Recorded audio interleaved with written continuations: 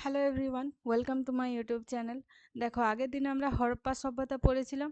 এখন হরপ্পা সভ্যতার নগর পরিকল্পনা এইসব দেখেছিলাম। এবং সেখানের মানুষগুলি কিভাবে জীবনযাপন করতো, কী কী চাষবাস করতো, সেখানের নগর বন্দর এই সমস্ত কিছু আমরা দেখেছিলাম। তারা পোড়া ইটের বাড়িতে থাকতো এবং সিটাডেল এগুলি সব আমরা দেখেছি। এখন আমরা দেখব তার শিল্প ও সাহিত্য। ঠিক আছে? শিল্প ও সাহিত্য একটা মূল জিনিস। শিল্প সাহিত্য যে কোনো আমরা যে কোনো একটা সভ্যতাকে বর্ণনা করতে গেলে তার শিল্প ও সাহিত্যকে আমরা অনেক গুরুত্ব দিয়ে দেখি। তার শিল্প ও সাহিত্য থেকে অনেক জিনিস বোঝা যায়, অনেক কিছু বুঝতে পারা যায়, তাই তো? ঠিক আছে, এরপরে মানে হরপ্পা সভ্যতার আহ হরপ্পা সভ্যতার ধ্বংসের কারণ কি এবং এর শিল্প সংস্কৃতি পূর্ব আর এর সমসাময়িক সভ্যতাগুলো দেখে নেব।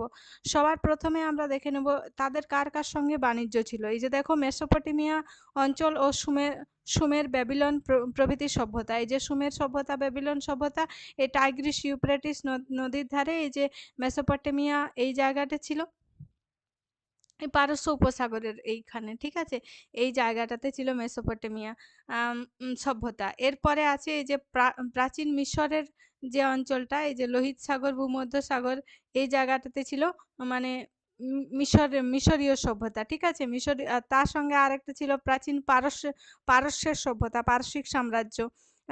এই যে মানে আটলান্টিক মহাসাগর, বাল্টিক সাগর, কৃষ্ণ সাগর, এই জায়গাতে এখন যেখানে মানে ফ্রান্স আছে, সে ফ্রান্সের ওইখানে ছিল পারসিক সাম্রাজ্য। এরপরে আছে চীন সভ্যতা। চীন সভ্যতা হুয়াংহো ইয়াংসিকিয়াং নদীর ধারে গড়ে উঠেছিল প্রাচীন চীন সভ্যতা। গ্রিক সভ্যতা, প্রাচীন গ্রিক সভ্যতা, এই যে টেথিস, ভূমধ্যসাগর, এথেন্স, স্পার্টা, ক্রিট, এই জায়গাগুলো ছিল প্রাচীন গ্রিক সভ্যতার মধ্যে। এখান থেকে আমরা ইলিয়ড, ওডিসি থেকে জানতে পারি। রোমান সভ্যতা, মানে এই যে সমস্ত সভ্যতা ছিল, এই সভ্যতাগুলি ছিল সমসাময়িক। ঠিক আছে, রোম সভ্যতা, গ্রিক সভ্যতার, তারপরে চীন সভ্যতা, তারপরে ছিল পারসিক সভ্যতা, মিশরের সভ্যতা আর মেসোপটেমিয়ার সভ্যতা। ঠিক আছে, খেয়াল করে দেখবে বেশিরভাগ এই যে টাইগ্রিস ইউফ্রেটিস নদীর তীরে গড়ে উঠেছিল মেসোপটেমিয়া, সুমেরু সভ্যতা। সিন্ধু নদীর তীরে গড়ে উঠেছিল হরপ্পা সভ্যতা। তারপরে এদের যখন আচ্ছা হিন্দু যে নামটা দেওয়া হয়েছে সেটা হচ্ছে এই যে গ্রিকদের দেওয়া নাও। কারণ তারা কি করতো, তারা যখন বাণিজ্য করতে এসেছিল তখন তারা স উচ্চারণ করতে পারে না।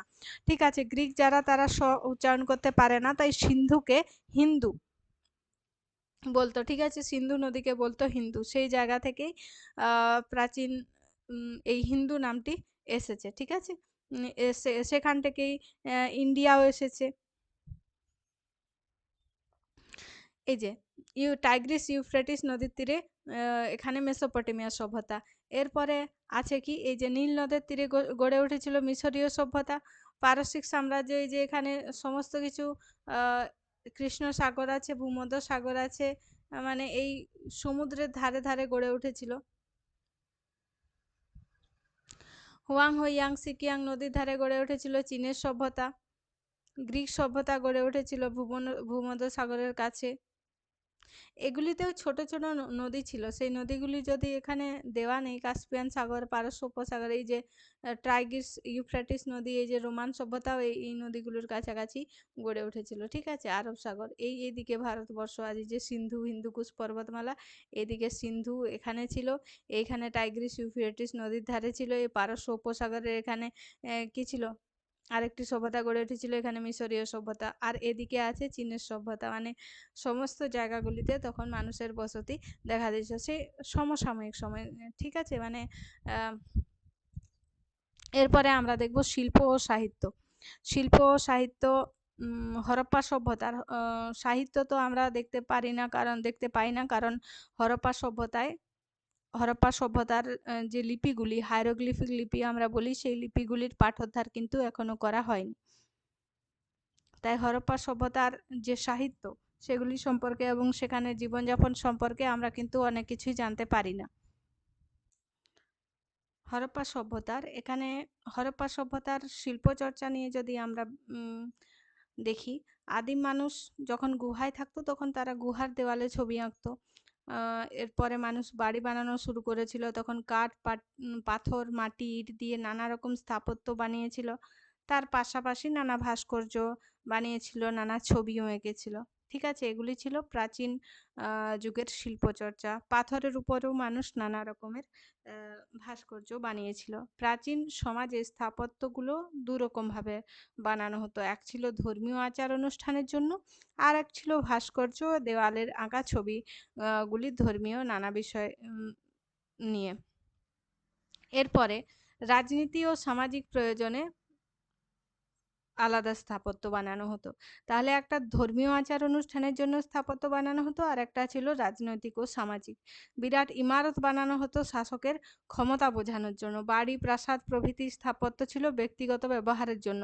ধর্মীয় কারণে বানানো স্থাপত্যগুলি সব মানুষ ব্যবহার করতে পারত। আবার বণিক ও ব্যবসায়ীরা স্থাপত্যের জন্য অর্থ দান করত। ঠিক আছে, তখন ছিল এরকম। আর হরপ্পা সভ্যতাতে আমরা আরো অনেক রকমের জিনিস দেখতে পাই। মানে হরপ্পা সভ্যতার শিল্প যদি আমরা দেখব বলি, তো এই ধরনের কিছু পাথরের, মাটির এই সমস্ত কিছু গয়না, মাটির পাত্র, বাটখারা, এই যেগুলি বাটখারা, এই সমস্ত কিছু আমরা দেখতে পাই। এগুলিও তাদের শিল্পচর্চা ভাস্কর্যের মধ্যে দেখতে পাই। এরকম মাটির পাত্রের টুকরো, মানে মাটির পাত্র ছিল, এরপরে পোড়া মাটির তৈরি হাতি, এগুলি ভাঙা ভাঙা আছে কি হরপ্পা সভ্যতার শিলমোহর, শিলমোহরে কাল্পনিক পশু, এই যে শিলমোহরের যোগী মূর্তি, এই সমস্ত কিছু তখনকার দিনের জীবনযাপন অনেক কিছু ভালো করে বুঝতে আমাদেরকে সাহায্য করে। ঠিক আছে, এরপরে আসছি কারণে। হরপ্পা সভ্যতার ধ্বংসের কারণ। অনেকে মনে করে যে অতিরিক্ত খরা বা অতিরিক্ত বন্যা হয়েছিল। বাইরের শত্রুর আক্রমণ কিন্তু এখানে দেখা যায়নি। ঠিক আছে, সিন্ধু নদীর পাশে যেহেতু সভ্যতাটি গড়ে উঠেছিল, তাই নদীর উপরে সভ্যতাটি অনেক বেশি নির্ভর ছিল। তাই হয়তো কোনো সময় খরার কারণে বা বন্যার কারণে তাদের সভ্যতার ওপরে বা তাদের জীবনযাপনের ওপরে অনেক বেশি প্রভাব পড়ে এবং তারা সেখানের সেই সভ্যতাটি ধ্বংসের দিকে চলে যায়। ঠিক আছে, এরপরে যখন আরো কিছু আর্য যারা এসেছিল, হরপ্পা সভ্যতা ধ্বংস হয়ে গেছিল, সেখানে আর কোনো মানুষ বসবাস করছিল না কিছুদিন পর্যন্ত। ঠিক আছে, তারপরে শুরু হলো বৈদিক সভ্যতা।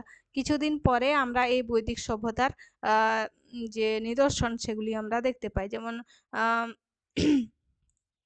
হরপ্পা সভ্যতা 3000 খ্রিস্টপূর্ব থেকে 1500 খ্রিস্টপূর্ব পর্যন্ত দেখতে পাই।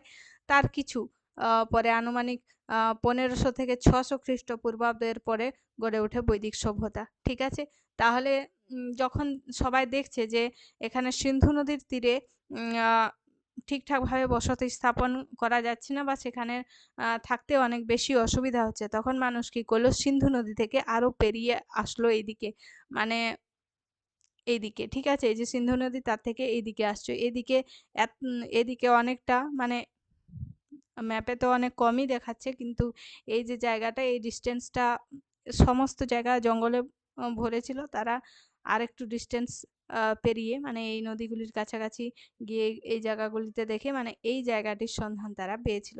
বৈদিক সভ্যতা কিন্তু সিন্ধু নদীর এই পাশেও দেখতে পাওয়া যায় এবং গঙ্গা, যমুনা, এই দুটো নদী কিন্তু তাদের কেন্দ্রস্থল ছিল। ঠিক আছে, তাহলে এরপরে হচ্ছে মধ্য এশিয়া থেকে এক যাযাবর গোষ্ঠী এসেছিল। মধ্য এশিয়া কোনটি? এই যে কাজাকিস্তান, তুর্কমেনিস্তান, উজবেকিস্তান, এই যে জায়গাগুলি আছে, মানে রাশিয়ার পরে। ঠিক আছে, আফগানিস্তানের ওপরের দিকে এবং রাশিয়ার থেকে, আফগানিস্তানের থেকে উত্তর দিকে এবং রাশিয়া থেকে এরকম দক্ষিণ দিকে যে জায়গাটি অবস্থান করছে, এবং সেখানে অনেকগুলি দেশ আছে না, কাজাকিস্তান, তুর্কমেনিস্তান, উজবেকিস্তান, এরকম অনেকগুলি দেশ আছে। আমার সব দেশগুলির নাম মনে পড়ছে না। তো এই দেশগুলিকে সাধারণত আমরা বলছি মধ্য এশিয়া। সেই জায়গা থেকে যাযাবর গোষ্ঠীরা বিভিন্ন জায়গায় ছড়িয়ে পড়ে। ইউরোপে, ইরানে, ভারতে। সে তারা রাশিয়া থেকে ইউরোপে ওইদিকে চলে যায়, কিছুজন যায় ইরানে, কিছুজন আসে ভারতের দিকে। সেই গোষ্ঠীটাকে আমরা কি বলছি? আর্য। ঠিক আছে? সেই আর্য গোষ্ঠীরাই, আর্য সভ্যতাটাই তারা কি করেছিল? বৈদিক সভ্যতা যেটি ছিল, তারাই বেদ রচনা করেছিল। বিভিন্ন রকমের বেদ এবং বিভিন্ন রকমের যে ধর্মগ্রন্থগুলি আমরা পাই, ধর্ম এবং সামাজিক গ্রন্থ আমরা দেখতে পাই, এই সেগুলির পেছনে বৈদিক সভ্যতার অনেক বেশি অবদান। ঠিক আছে? তাহলে বেদ যেগুলি ছিল মূলত ৪ ভাগে ভাগ করা ছিল। বেদকে শ্রুতিও বলা হতো, তাই না?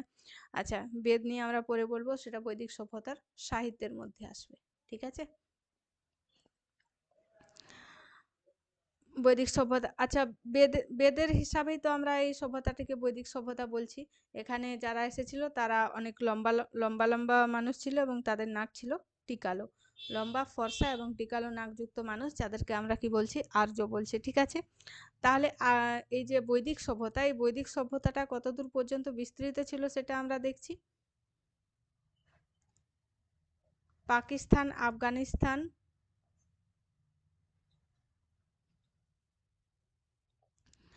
পাকিস্তান, আফগানিস্তান, এখান থেকে এই সিন্ধু নদী এবং তারপরে এখানে চলে এসেছিল এই দিল্লি পর্যন্ত। ঠিক আছে? দিল্লি পর্যন্ত যে যে জায়গাটা ছিল, যে সমস্ত জায়গাগুলি ছিল, এটার মধ্যে আমি দেখিয়ে দিচ্ছি। এই যে এই জায়গাগুলি পর্যন্ত তাদের বিস্তার আমরা দেখতে পাই। ঠিক আছে? আফগানিস্তান, পাকিস্তান উত্তর পশ্চিম সীমান্ত থেকে সিন্ধু আর তার পূর্ব দিকের উপনদী দিয়ে ঘেরা যে অঞ্চলগুলি ছিল, পরবর্তীকালে এই যে হরিয়ানা পর্যন্ত, দিল্লি, হরিয়ানা, এই জায়গা পর্যন্ত তাদের জনবসতি ছড়িয়েছিল। এই সমাজে কৃষির প্রচলন ছিল না। সরি, এই সমাজে কৃষির প্রচলন ছিল। ঠিক আছে? তারা কৃষিকার্য তাদের মূল জীবিকা ছিল। রাজা ছিলেন তাদের গোষ্ঠীর প্রধান এবং যুদ্ধে যাওয়ার আগে এবং ফিরে এসে রাজারা যজ্ঞ করতেন। এখানে কিন্তু হোম, যজ্ঞ, অনেক রকমের নিয়ম, পুজো করার নিয়ম, এই সমস্ত কিছু আমরা বেদে পাই। ঠিক আছে? মানে তাদের একটি এবং কর্মভিত্তিক যে একটা বর্ণ ব্যবস্থা, সেটিও ছিল। ব্রাহ্মণরা তারা শিক্ষক ছিল, তারা বেদ এই সমস্ত কিছু পড়াশোনা করতো এবং তাদের মধ্যেই কিছুজন শিক্ষক ছিলেন, তারা তাদেরকে পড়াতেন। ব্রাহ্মণরা পূজা করতো এবং পড়ানো কাজ ছিল তাদের। ক্ষত্রিয়ারা কি করতো? তাদের মধ্যে রাজা হতো এবং তারা যুদ্ধ করতো। ঠিক আছে? বৈশ্যরা ব্যবসা বাণিজ্য করতো এবং শূদ্ররা এই ৩টি সমাজের সেবা করত। ঠিক আছে? সেই সময়ে অনেকজন মানুষ চাষবাস ছাড়াও আরো অনেক কিছু কাজে যুক্ত ছিল, যেমন কৃষি, সরি, নানা কারিগরি বিদ্যা, যেমন লোহা থেকে লোহার বিভিন্ন অস্ত্র শস্ত্র তৈরি করা। ঠিক আছে? অনেক কারিগরও ছিল এবং মাটির পাত্র তৈরি করার কারিগর ছিল, এবং চিকিৎসকও ছিল। বিনিময় প্রথার মাধ্যমে জিনিস কেনা বেচা হতো। ঠিক আছে? মানে কেউ কেউ গরু দিয়ে দিয়ে ধান চাল কিনছে, এইরকম। তো পেশার দিক দিয়ে ৪ বর্ণে ভাগ ছিল: ব্রাহ্মণ, ক্ষত্রিয়, বৈশ্য আর শূদ্র। এম, এরপরে এখানে জীবনযাপনেরও ৪টি ভাগ ছিল। জীবনযাপনের কি কি ৪টি ভাগ ছিল? প্রথমে ছিল ব্রহ্মচর্য। ব্রহ্মচর্য কোনটাকে বলছি? ১২ বছর পর্যন্ত গুরু গৃহে থেকে কি করা হতো? শিক্ষা গ্রহণ করা। সেখান থেকে মানে ১২ বছর শিক্ষা গ্রহণ করলে এবং তারপরে তাদেরকে কি করা হতো? পুকুরে নিয়ে গিয়ে স্নান করানো হতো এবং তাদেরকে খাইয়ে বাড়ি পাঠানো হতো। সেই স্নান করা থেকেই স্নাতক কথাটি আহ, সেই স্নান থেকে স্নাতক কথাটি এসেছে। ঠিক আছে? ব্রহ্মচর্যের পরে আসলো গার্হস্থ্য। গার্হস্থ্যতে বিবাহিত জীবন। তারপরে আসছে বানপ্রস্থ। ঠিক আছে? বাচ্চাদের বিয়ে দিয়ে দুজন আলাদা থাকবে, কুটিরে বসবাস করবে, বনের পাশে কুটিরে বসবাস করবে। তারপরে আসছে সন্ন্যাস। সন্ন্যাসে কি করবে, বনের ভেতরে ফলমূল খেয়ে এবং পূজা অর্চনা করে তারা দিন কাটাবে। ঠিক আছে?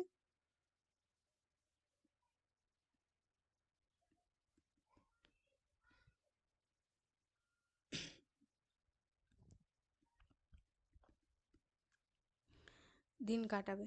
তাহলে বোঝা গেল এর অবস্থান কোথায় ছিল এবং কোন কোন মানুষগুলি এখানে বসতি স্থাপন করেছিল এবং তাদের জীবনযাত্রা কিরকম ছিল। এখানে সব রকমের ফসল ফলানো হতো, ধান, গম, যব, ভুট্টা।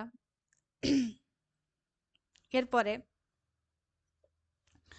আমরা এর শিল্প ও সাহিত্য দেখব। ঠিক আছে? প্রথমে আমরা দেখছি কি কি পড়ানো হতো। পরবর্তী বৈদিক যুগে পড়াশোনা শুরু হয়েছিল। ঠিক আছে? তাদের প্রথমে কি ছিল, শুনে শুনে মনে রাখতো বেদকে, তাই বেদের অপর নাম কি ছিল, শ্রুতি।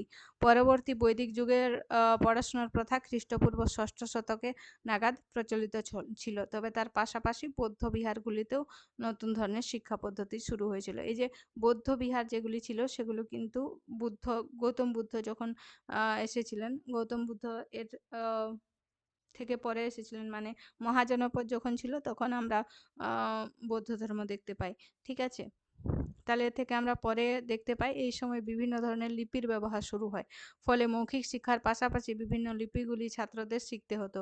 কখন, বৌদ্ধ ধর্মে যখন শুরু হয় তখন। কিন্তু তার আগে বৈদিক যুগে কি ছিল, শুনে শুনে সমস্ত কিছু মনে রাখা হতো। ঠিক আছে? মৌখিক শিক্ষার পাশাপাশি বিভিন্ন লিপিগুলি ছাত্রকে শিখতে হতো। বৈদিক শিক্ষা ছিল ব্যক্তিগত, অর্থাৎ গুরু শিষ্য সম্পর্ক কেন্দ্রিক, তাকে গুরুকুল ব্যবস্থা বলা হতো।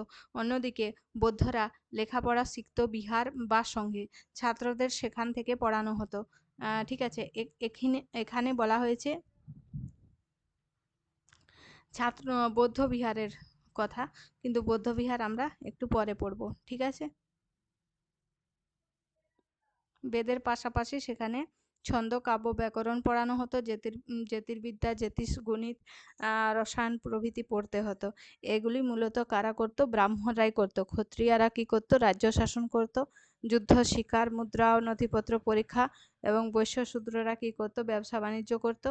আর কৃষি ও পশুপালন বিষয়ে পড়াশোনা করানো হতো। আর জীবিকার সঙ্গে পড়াশোনার অনেক যোগাযোগ ছিল। এই সময় কারিগরি বিষয়ে পড়াশোনা করারও কথা জানা যায়। ঠিক আছে? এটি ছিল বৈদিক যুগে। বৈদিক যুগে কিন্তু আহ, শিক্ষা এবং সংস্কৃতির দিক থেকে বৈদিক সভ্যতা অনেক এগিয়ে ছিল।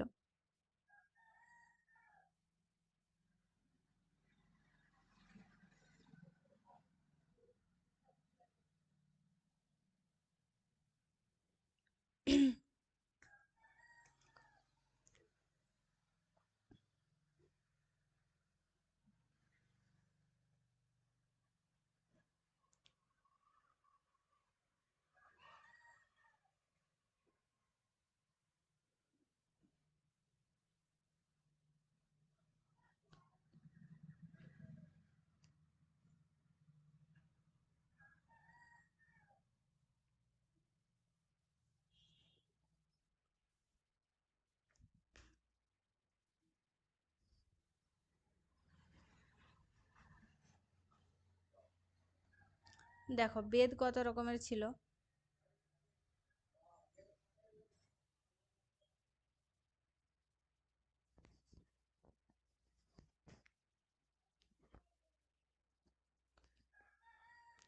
বেদ ছিল 4 প্রকারের: ঋগ্বেদ, সামবেদ,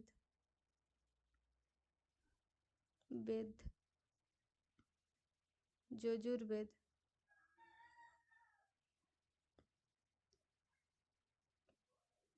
অথর্ববেদ।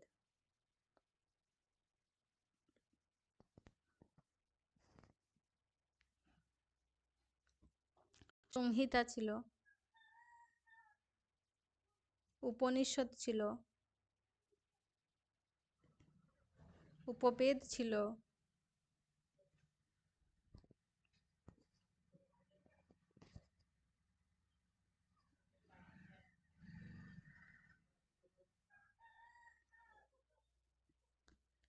এবং সেই সময়ই মনে করা যায় যে মহাকাব্য লেখা হয়েছিল।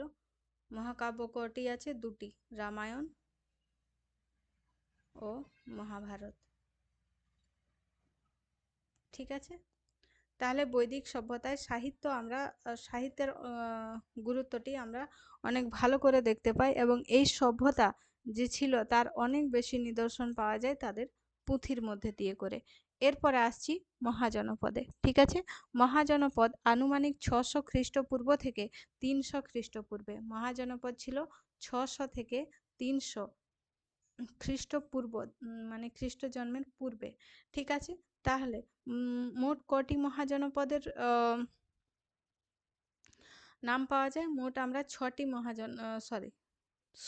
মহাজনপদ দেখতে পাই। কাশী, কৌশল, অঙ্গ, মগধ, বজ্জী, মল্ল, চেদি, বৎস, কুরু, পাঞ্চাল, মৎস্য, সুরসেন,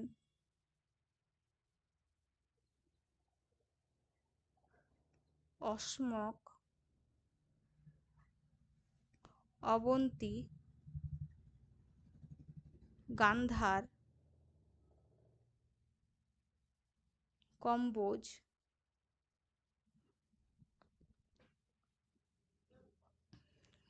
তাহলে এতগুলি ছিল মহাজনপদ।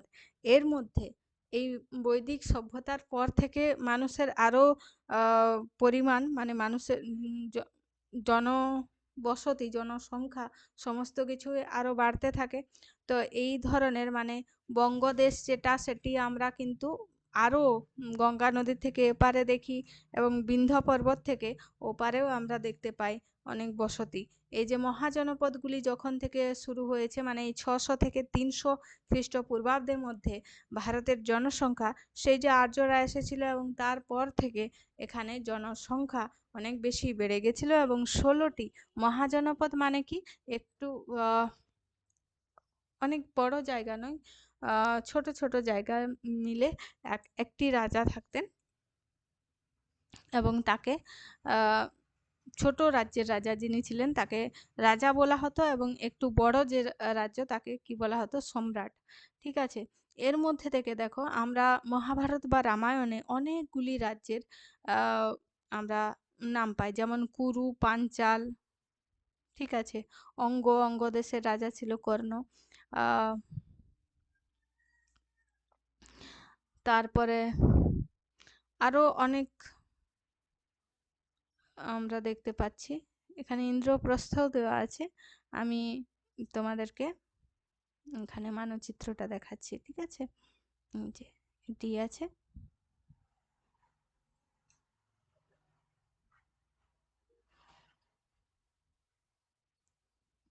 দেখো এই জায়গাটিতে অনেকগুলি নাম আমরা পাই, পাঞ্চাল, কুরু, আবার মথুরা আমরা পাই, ইন্দ্রপ্রস্থও পাই, বিরাট রাজ্য। ঠিক আছে, তারপরে এদিকে তক্ষশিলা, এই যে গান্ধার রাজ্য আমরা জানি, সেখান থেকে কি গান্ধারী আর শকুনি তারা এসেছিল পাঞ্চাল কুরু রাজ্যে। ঠিক আছে, এবার এখান থেকে মল্ল, অঙ্গ, এই সমস্ত রাজ্য আমরা দেখতে পাই। এখানে অঙ্গ, বঙ্গ, কলিঙ্গ 3টি রাজ্য ছিল না? তাহলে এই ধরনের রাজ্যগুলি আমরা তখন থেকেই দেখতে পাই জনপদ। তাহলে সেই জনপদগুলির মধ্যে একে অপরের সঙ্গে নিজেদের সীমানা নিয়ে করে ঝগড়া লেগেই থাকতো। তারপরে তাদের ঝগড়া হয়ে হয়ে মোট 4টি যে রাজ্য ছিল তারা শক্তিশালী হয়ে উঠলো। এক তো অবন্তী, ঠিক আছে, 2 নাম্বার হয়ে গেল বৎস, 3 নাম্বার হয়ে গেল কৌশল, ও 4 নাম্বার হয়ে গেল মগধ। এগুলির মধ্যে 4টি খুব শক্তিশালী হয়ে গেল, এবং বাকিগুলি তাদের হয় করদ রাজ্য হয়ে গেল, এবং না হলে মার্জ হয়ে গেল, মানে 2টি রাজ্য মিলে একটি রাজ্য হয়ে গেল। ঠিক আছে, এবং এই 4টির মধ্যেও আরো যুদ্ধ লেগে লেগে তারপরে বাঁচলো শেষে মগধ। মগধ তৈরি হয়ে গেল অনেক শক্তিশালী একটি রাজ্য। ঠিক আছে, তাহলে মগধের শাসন কে করেছিল? চন্দ্রগুপ্ত মৌর্য। চন্দ্রগুপ্ত মৌর্য মৌর্য বংশের প্রতিষ্ঠাতা ছিল। নন্দ বংশকে, নন্দ বংশে যে সম্রাট মগধ রাজত্ব করেছিলেন তাকে হারিয়ে চন্দ্রগুপ্ত মৌর্য মৌর্য বংশ প্রতিষ্ঠা করেন। এর কিন্তু আমরা অনেক প্রমাণ পাই। সিন্ধু নদীর তীর পর্যন্ত এসেছিল আলেকজান্ডার, গ্রিক রাজা। তার সাহায্যে চন্দ্রগুপ্ত মৌর্য তার সাহায্য নিয়ে মগধ রাজ্য জয় করেছিল এবং তার সেকেন্দারের কন্যা মনে হয়েছিল হেলেন, তার সঙ্গে চন্দ্রগুপ্ত মৌর্যের বিবাহ হয়েছিল। ঠিক আছে,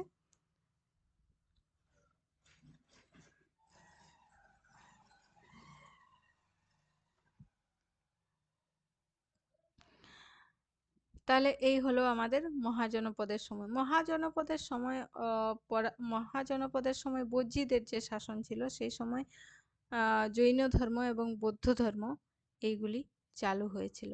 ঠিক আছে, গুপ্ত যুগের শিক্ষা ব্যবস্থা আমরা এখানে দেখতে পাচ্ছি। এই যে বজ্জীরা যখন ছিল তখন আমরা বৌদ্ধ ধর্ম দেখতে পাই, কারণ গৌতম বুদ্ধ একটি রাজ্যের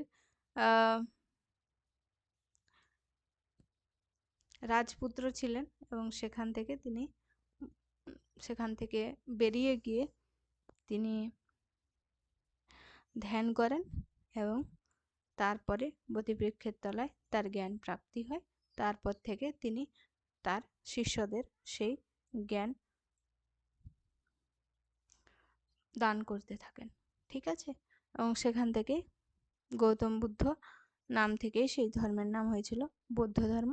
বৌদ্ধ ধর্মের সময় পড়াশোনার অনেক বেশি আমরা গুরুত্ব দেখতে পাই। বৌদ্ধ ধর্মের সময় অনেকেই নালন্দা, তক্ষশিলা এগুলি ছিল মহাবিহার।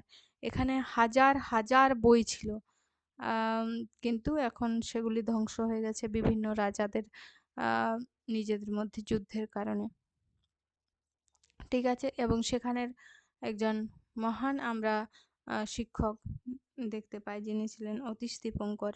তিনি চীনে গিয়েও বৌদ্ধ ধর্মের প্রচার করেন এবং চন্দ্রগুপ্ত মৌর্যের যে গুরু ছিলেন কৌটিল্য বা চাণক্য, তার অর্থশাস্ত্রও অনেক গুরুত্বপূর্ণ একটি সাহিত্য। মৌর্য আমলের শিল্প চর্চা আমরা দেখে নিচ্ছি। হরপ্পা সভ্যতার পর ভারতের উপমহাদেশে মৌর্য আমলের শিল্প উদাহরণ পাওয়া যায়। মৌর্য শিল্পে পাথরের ব্যাপক ব্যবহার রয়েছে। এখানে বেশিরভাগ নিদর্শন, ভাস্কর্য, স্থাপত্য নজির খুব অল্প। অশোক ও তার পরবর্তী মৌর্য সম্রাটরা আজীবনের জন্য গুহাবাস বানিয়ে দিয়েছিলেন। পাহাড় কেটে কৃত্রিম গুহা বানানো হতো, যে এইরকম ভাবে কৃত্রিম গুহা বানানো হতো। সম্রাট অশোক অনেকগুলি স্তূপ বানিয়েছিলেন। সম্রাট অশোক বৌদ্ধ ধর্ম গ্রহণ করেছিলেন এবং তিনি অনেক স্তূপ বানিয়েছিলেন। স্তূপগুলি মাটির তৈরি হতো। অশোকের সময় অনেক স্তূপের উপর ইটের ব্যবহার শুরু হয়। স্তূপগুলি বেশ মজবুত ও স্থায়ী ছিল।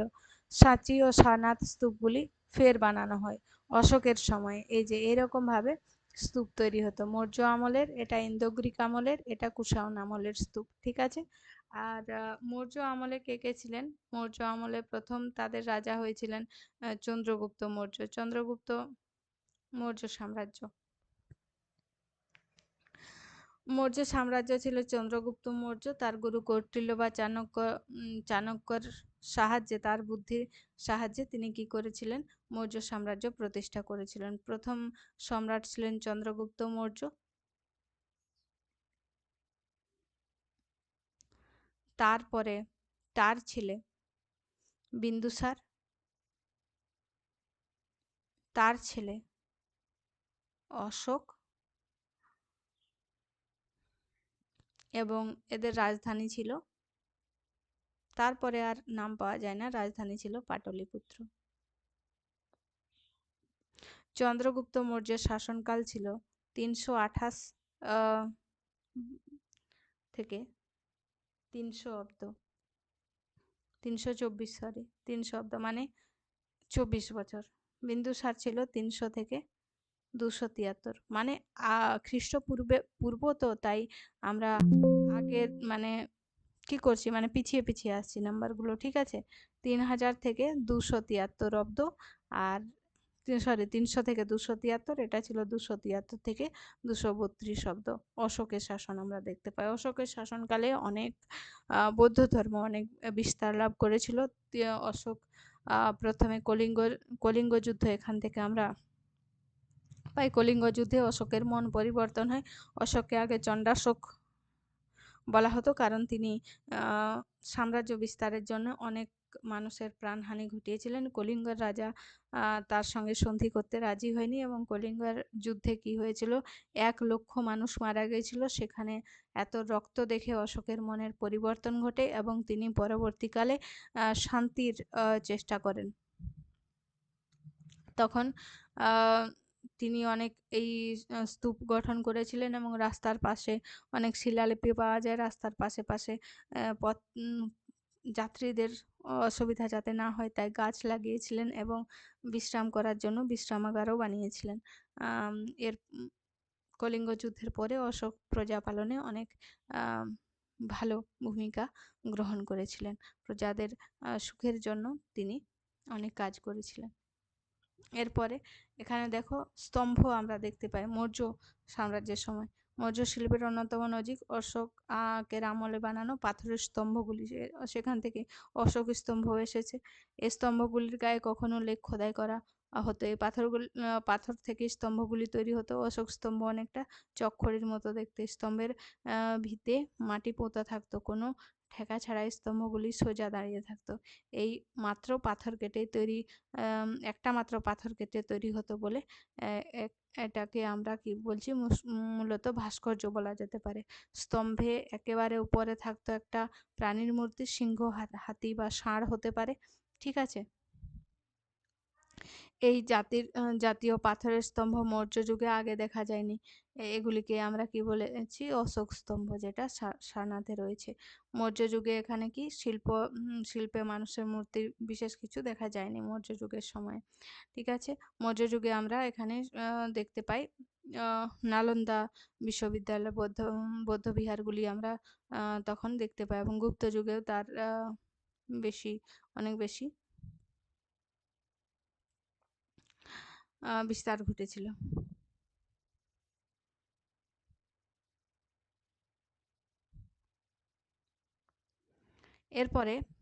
এরপরে কিছু রাজা এখানে শাসন করেছিলেন। তাদের শাসনকাল, গুপ্ত সাম্রাজ্য, তাদের শাসনকাল খুব মানে বড় ছিল না, বা তাদের শাসনকাল সম্বন্ধে আমরা জানতে পারি না, ঠিক আছে। এরপরে অশোকের পরে আরও তার ছেলে বা আরও কেউ তার ছেলে এরকমভাবে শাসন করেছিলেন, কিন্তু সেই সম্পর্কে আমরা অত বেশি মানে ডিটেলস করছি না, বা এখানে দেওয়া নেই। এরপরে মৌর্য বংশের পরে কে এসেছিল, শুঙ্গ বংশ। শুঙ্গ বংশের পরে এসেছিল শুঙ্গ বংশ। মৌর্যের পরে কে এসেছিল, শুঙ্গ বংশ, ঠিক আছে। শুঙ্গ বংশে পুষ্যমিত্র শুঙ্গ আর অগ্নিমিত্র শুঙ্গ দুজনের পরিচয় পাওয়া যায়। এরপরে ছিল কুষাণ সাম্রাজ্য। কুষাণ সাম্রাজ্যের মহারাজা আমরা দেখতে পাই কনিষ্ককে। কুষাণ সাম্রাজ্য ছিল কুজুল কদফিসেস এর প্রতিষ্ঠাতা ছিলেন। তার ছেলে ভীম কদফিসেস, তার ছেলে কনিষ্ক, তার ছেলে বাসিষ্ক, তার ছেলে হুবিষ্ক, ঠিক আছে। এরপরে কুষাণ সাম্রাজ্য শেষ হয়ে যায়। এরপরে ছিল সাতবাহনদের রাজত্ব। সাতবাহন,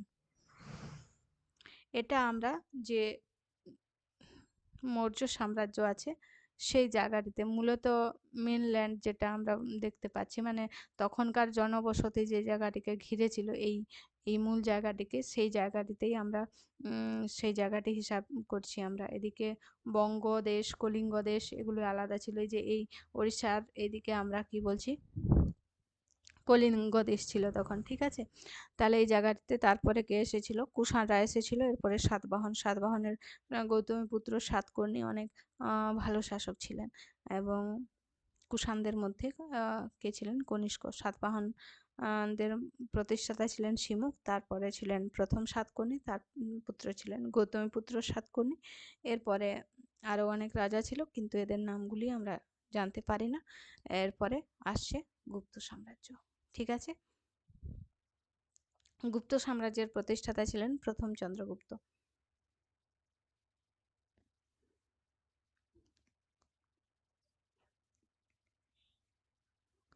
তার ছেলে ছিল সমুদ্রগুপ্ত, তার ছেলে দ্বিতীয় চন্দ্রগুপ্ত, তার ছেলে প্রথম কুমারগুপ্ত,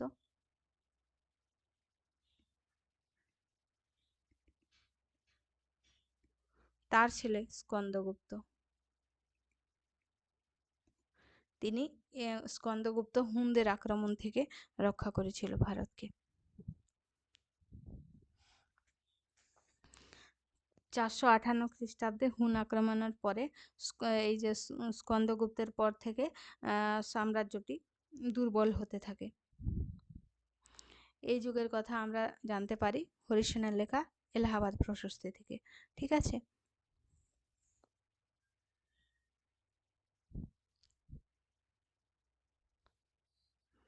তাহলে এই যুগের শিল্প সাহিত্য নিয়ে আমরা একটু আলোচনা করি। শিল্প গুপ্ত যুগের শিক্ষা ব্যবস্থায় বিভিন্ন শিক্ষা প্রতিষ্ঠানের ভূমিকা লক্ষ্য করা যায়। গুরুর বাড়িতে থেকে পড়াশোনার পদ্ধতি চলছিল।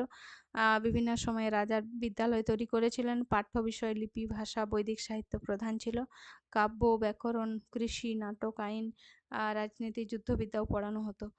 কিছু কিছু বৌদ্ধবিহারকে মহাবিহার বলা হতো। দেশ ও দেশের বাইরের বিভিন্ন ছাত্র মহাবিহারগুলিতে পড়তে আসতো। নালন্দা, তক্ষশিলা, বিক্রমশীল ও বলভী মহাবিহারগুলি খুবই বিখ্যাত ছিল। রাজারা শিক্ষা প্রতিষ্ঠানগুলিকে জমি ও অর্থ দিয়ে সাহায্য করত। কয়েকটি বিখ্যাত শিক্ষা কেন্দ্র দেখো এখানে: পাটলিপুত্র, কনৌজ, উজ্জয়িনী, মিথিলা, তাঞ্জোর, কল্যাণ প্রভৃতি। আচার্য আর উপাধ্যায় ছিল শিক্ষক। এখানে নারীরাও আচার্য হতে পারত, তাদেরকে বলা হতো আচার্য। নালন্দা মহাবিহারে যে কোনো ধর্ম বর্ণের ছাত্ররা পড়তে পারত, ঠিক আছে। সেখানে থাকা, খাওয়া ও পড়ার জন্য কোনো খরচ লাগতো না। এখানে লেখাপড়া শেষ হওয়ার পর নালন্দাতে রীতিমতো পরীক্ষা দিতে হতো। চীন, তিব্বত, কোরিয়া, সুমাত্রা, জাভা এই জায়গাগুলি থেকে ছাত্ররা নালন্দায় পড়তে আসতো। নালন্দাতে সেই সময় অনেক বিখ্যাত পণ্ডিতেরা ছিলেন। তক্ষশিলা মহাবিহার গান্ধার জনপদের রাজধানী ছিল তক্ষশিলা। তার মানে গান্ধার রাজ্য কোথায় ছিল? আফগানিস্তান বর্তমানে। সেখানে এখন কি ছিল? গ্রিক, পারসিক, কুষাণ, শক, নানা বিদেশি শক্তি নানা সময় তক্ষশিলা দখল করেছিল এবং বৌদ্ধবিহার তক্ষশিলার জনপ্রিয় হয়ে উঠেছিল, ঠিক আছে। এখানে বিখ্যাত ছাত্র ছিল, এই তক্ষশিলা মহাবিহারের ছাত্র ছিল জীবক, পাণিনি, চাণক্য। গুপ্ত যুগে পরবর্তীকালে অনেকটা আজকের দিনে হাতেখড়ির মতো একটা অনুষ্ঠান হতো, সেটাকে বলা হতো বিদ্যারম্ভ, ঠিক আছে।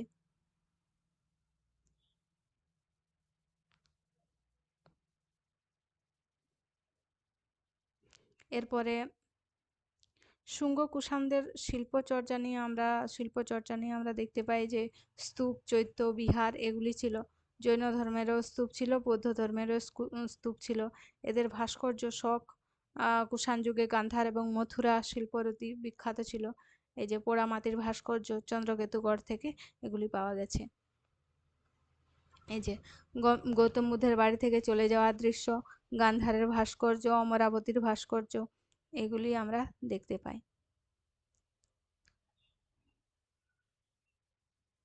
এই যে সাঁচি স্তূপ,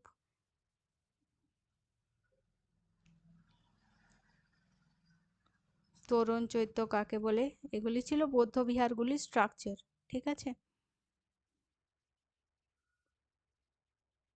অজন্তার গুহাচিত্র, নালন্দার ধ্বংসস্তূপ।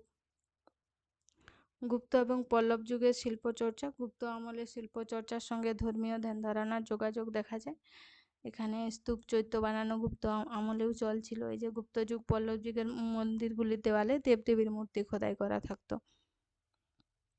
অজন্তা গুহার ছবি গুপ্ত যুগের ছবি, ঠিক আছে? এখানে বিভিন্ন পাথর, মাটি ও গাছ-গাছড়ার উপাদান দিয়ে এর রং তৈরি করা হতো। অজন্তা ছাড়াও ইলোর এবং বাঘ গুহাতে বিভিন্ন ছবি পাওয়া গেছে। এটা দেওঘরের দশাবতার মন্দির।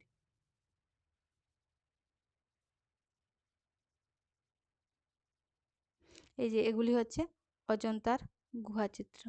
চন্দ্রকেতুগড়ে ধ্বংসাবশেষ পাওয়া গেছে। এটি পশ্চিমবঙ্গে অবস্থিত, উত্তর চব্বিশ পরগনা জেলায়, ঠিক আছে?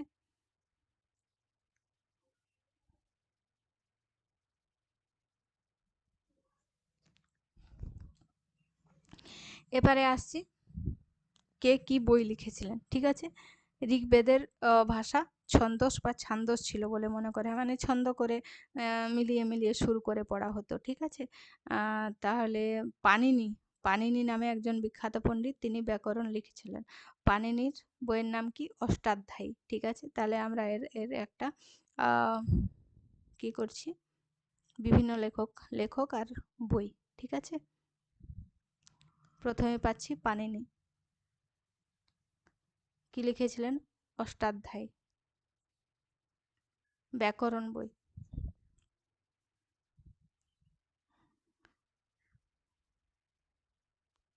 পাণিনির ভাষার নানা নিয়ম তৈরি হলো, এতে ভাষার সংস্কার হলো, যে সংস্কার হয়ে যে ভাষাটি উৎপন্ন হলো সেটা হচ্ছে সংস্কৃত।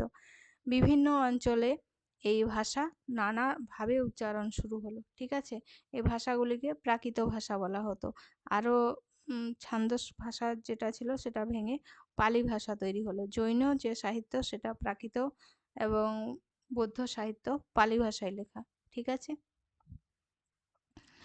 এরপরে সংস্কৃত ভাষায় ধর্মশাস্ত্র লেখা শুরু হলো। ব্রাহ্মণেরাই শ্রেষ্ঠ ছিল, তাই ধর্মশাস্ত্রগুলি নানাভাবে সেই কথাটি মনে করিয়ে দিত। স্মৃতিশাস্ত্র বলে এক ধরনের লেখালেখি শুরু হয়েছিল এই সময়ে, মৌর্য যুগের, গুপ্ত যুগের সময়ে, ঠিক আছে? এরপরে কৌটিল্য কি লিখেছিলেন? অর্থশাস্ত্র।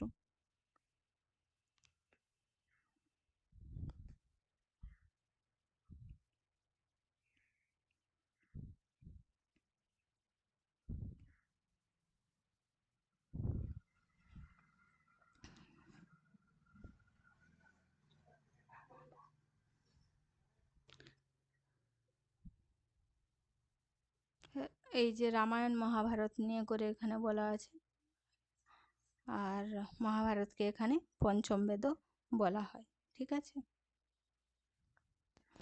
এরপরে নাট্যশাস্ত্র আসে। পতঞ্জলির মহাভাষ্য নামে সংস্কৃত ব্যাকরণ লিখেছিলেন, তাহলে তিনি লিখেছিলেন মহাভাষ্য। এই দুটি ব্যাকরণ বই, এটা ইকোনমিক্স। এরপরে সাতবাহন রাজা হালের লেখা গাহা সই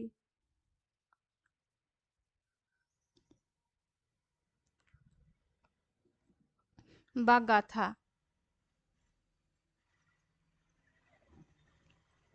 হালের লেখা গাথা, ঠিক আছে? দক্ষিণ ভারতের তামিল ভাষায় এই সময় লেখা শুরু হয়েছিল। সঙ্গম সাহিত্য অনেকগুলি সেখান থেকে পাওয়া যায়। চরক এবং সুশ্রুতের লেখা চিকিৎসা বিজ্ঞানের উপর, চরক সংহিতা ও সুশ্রুত সংহিতা। চরক লিখেছিলেন চরক সংহিতা, সুশ্রুত লিখেছিলেন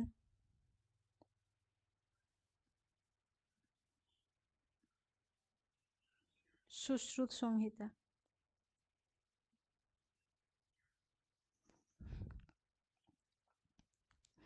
এরপরে আরও অনেক সাহিত্যের কথা দেখতে পাচ্ছি আমরা। শূদ্রকের লেখা মৃচ্ছকটিকম।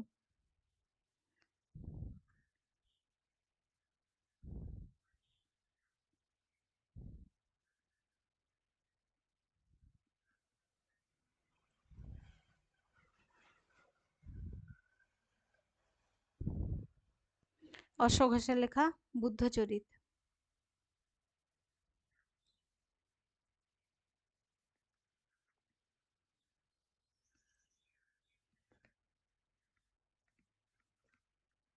বুদ্ধের জীবন কাহিনী নিয়ে লেখা।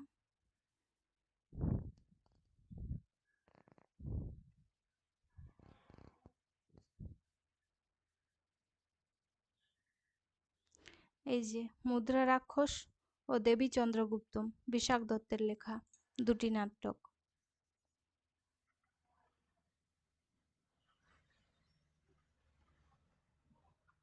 বিশাখ দত্ত লিখেছিলেন মুদ্রা রাক্ষস,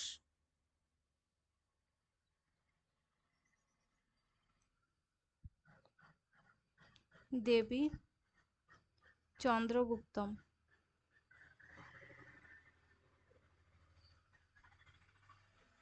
এরপরে আরও আছে অমর সিংহের লেখা অমরকোষ,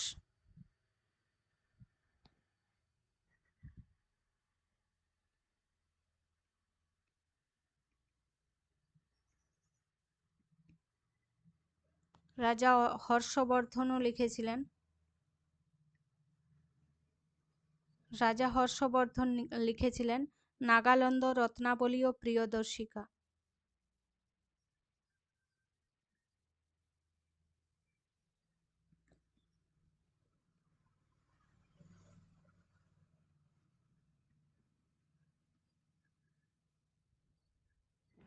নাগালন্দ রত্নাবলী ও প্রিয়দর্শিকা, এগুলি কিন্তু মনে রাখতে হবে, পরীক্ষার জন্য খুব ইম্পর্টেন্ট। এরপরে আমি মহাকাব্য দেখতে পাই শিল্পাদিকারম, মণিমেখলায়, এগুলি কার লেখা ছিল? তামিল কবি, নাম দেওয়া নেই।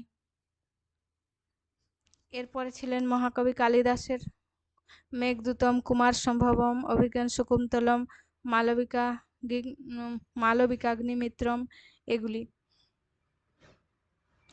বিষ্ণু শর্মা লেখা পঞ্চতন্ত্র।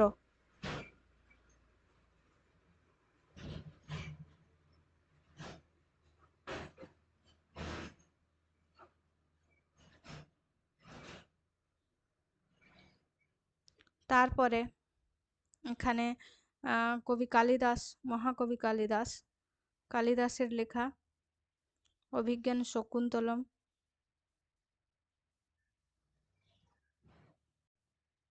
কুমার সম্ভবম,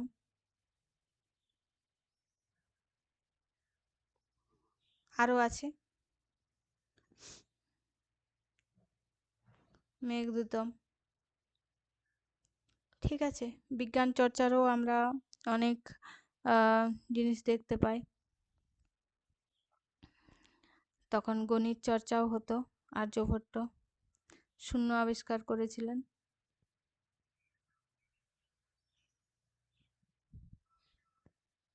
চরক সংহিতা, শুশ্রুত সংহিতার কথা বলা হয়েছে।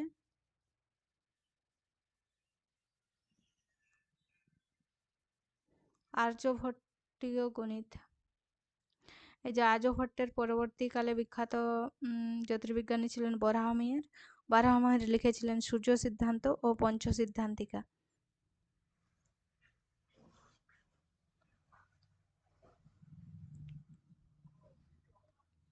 বরাহমিহির।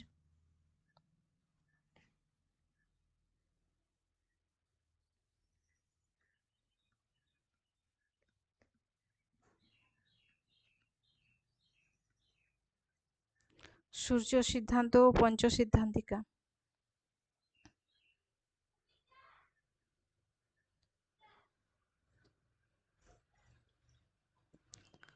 এরপরে ব্রহ্ম সিদ্ধান্ত, তার একটি বই, বরাহমিহির।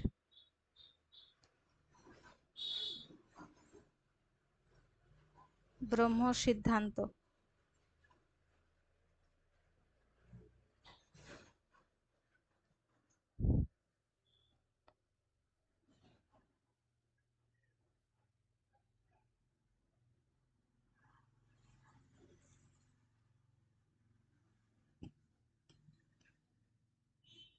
ঠিক আছে, তাহলে এইগুলি ছিল মোট বইয়ের সংখ্যা, সাহিত্যের সংখ্যা।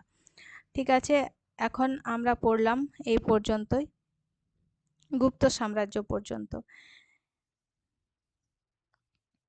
পরীক্ষার জন্য যা যা ইম্পর্টেন্ট সেগুলি আমি এখানে বললাম।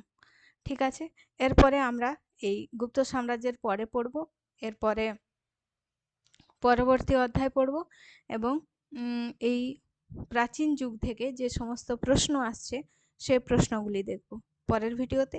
আজকের ভিডিওতে এই পর্যন্তই। ভিডিওটি শেষ পর্যন্ত দেখার জন্য অসংখ্য ধন্যবাদ।